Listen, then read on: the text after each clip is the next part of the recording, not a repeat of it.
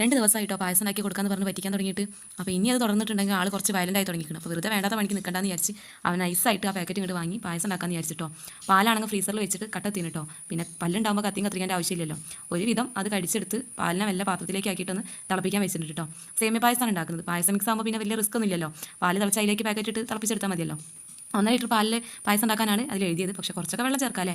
മോനാണെങ്കിൽ അമ്മ കഷ്ടപ്പെടുന്നത് പറഞ്ഞ് കഴിഞ്ഞ് കുറച്ച് ബേക്കറിക്ക് കഴിക്കാൻ വേണ്ടി കൊടുത്തു കേട്ടോ. അപ്പോൾ ഞാനും അവനും കൂടി കഴിച്ചുകൊണ്ട് ഇരിക്കുമ്പോഴാണ് പാല് ഇത് തിളച്ച് തൂവാനായിരിക്കും കേട്ടോ. അപ്പോൾ ചോദിക്കേണ്ടത് എന്താ അമ്മ കാണിക്കുന്നത്, ശ്രദ്ധയില്ല, അപ്പോൾ തന്നെ പാല് തിളച്ചിരുന്നൊക്കെ പറയുന്നുണ്ട്. ഇനി ഞാൻ അവിടെ നിന്നോളാം, അമ്മ പായസം ഉണ്ടാക്കിക്കോളി എന്ന് പറഞ്ഞ് ഞാൻ അടുത്ത് കൂടിക്കണം കേട്ടോ. വേറെ ഒന്നല്ല, പായസക്കുതിയനാണ്. അതായിട്ട് വേഗം കഴിക്കാൻ വേണ്ടിയിട്ടാണ് വന്ന് നിൽക്കുന്നത്. അപ്പോൾ പാക്കറ്റൊക്കെ പൊട്ടിച്ച് അതിലേക്ക് ഇട്ട് പാല് നന്നായിട്ടൊന്ന് പാലും സേമിയയും കൂടി നല്ലൊന്ന് വേവിച്ചെടുക്കട്ടോ. സിമ്മിലിട്ട് വേണം വേവിക്കട്ടോ, അല്ലെങ്കിൽ വെളുത്ത പായസം കൂടി കറുത്ത പായസമായി പോകും.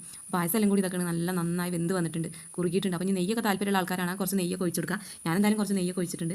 അപ്പോൾ നിങ്ങൾ എന്താ 4 ഗ്ലാസ് ഞങ്ങൾക്കുള്ള ഗ്ലാസ്സൊക്കെ എടുത്ത് അതിലേക്ക് ചൂടോട് കൂടി പായസം വിളമ്പിന് കേട്ടോ. അടിപൊളി പായസം റെഡി ആക്കണം. ഞാൻ ഒന്ന് കഴിച്ച് നോക്കാം. സംഭവം നല്ല ടേസ്റ്റ് ഉണ്ടായിരുന്നു കേട്ടോ, അടിപൊളിയായിരുന്നു. അപ്പം വീഡിയോ ഇഷ്ടപ്പെടുകയാണെങ്കിൽ എല്ലാവരും സബ്സ്ക്രൈബ് ചെയ്യണേ. താങ്ക്